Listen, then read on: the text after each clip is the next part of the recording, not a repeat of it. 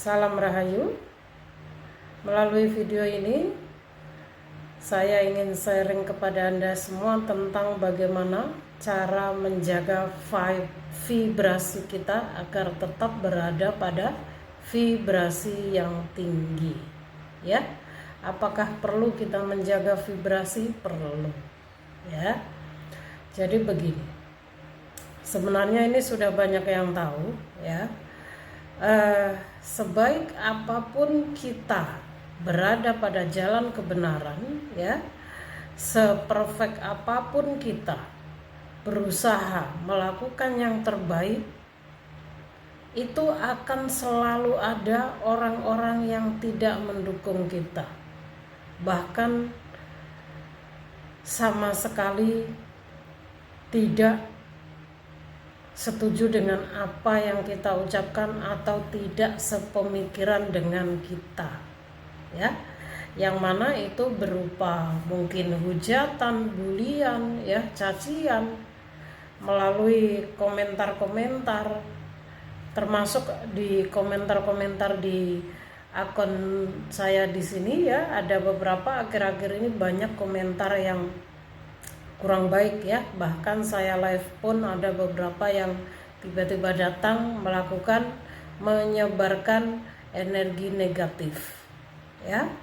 Lalu apa yang harus kita lakukan untuk menghadapi orang-orang yang tidak mendukung kita, yang tidak sepemahaman dengan kita, yang akan selalu melihat kita dari sisi negatifnya, ya. Biasanya ini datang dari orang-orang yang dari vibrasi rendah, ya. Bagaimana ciri-ciri orang yang vibrasi rendah? Dia suka menebarkan energi negatif dimanapun dia berada, ya. Kedua, suka mengeluh, ya, suka mengeluh.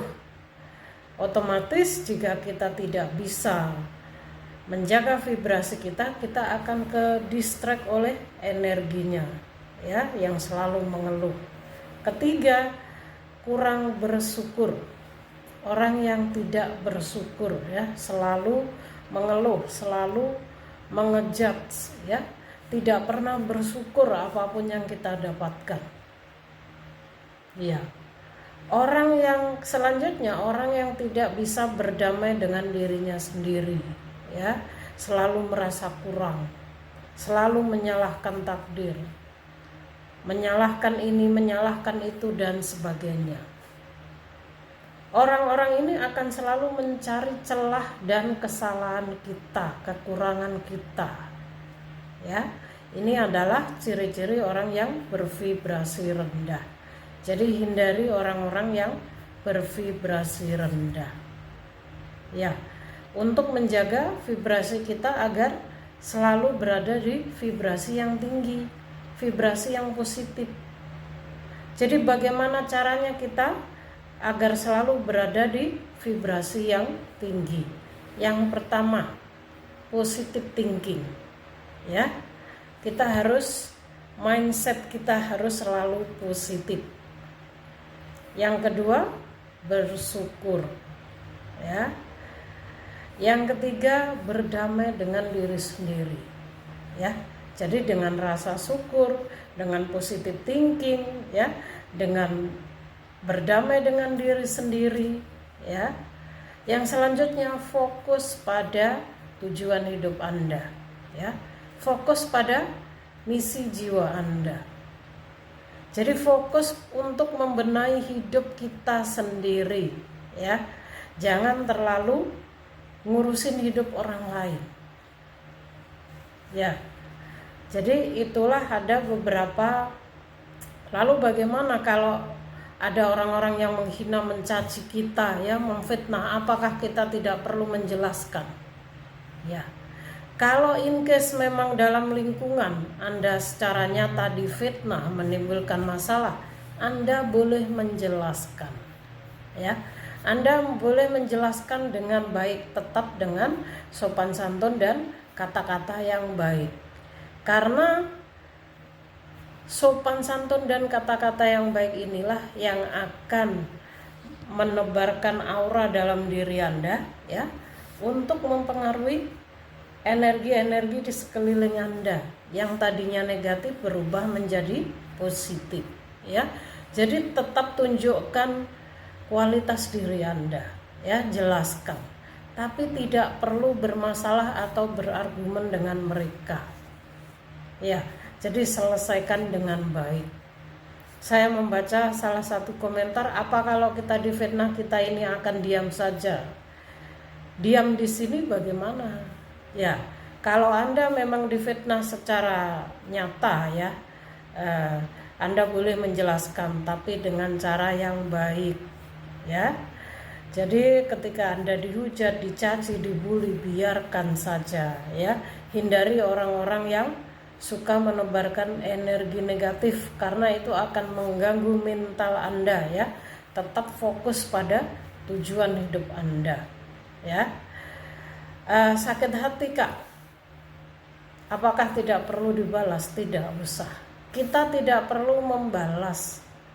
Kita tidak perlu melakukan apapun untuk orang-orang yang mengejat, membuli, mencaci, menghina, tidak sependapat, tidak sepemahaman, ya. Itu urusan mereka dengan Sang Pencipta, urusan mereka dengan dirinya sendiri, ya. Kita harus tetap berada pada vibrasi yang positif, ya.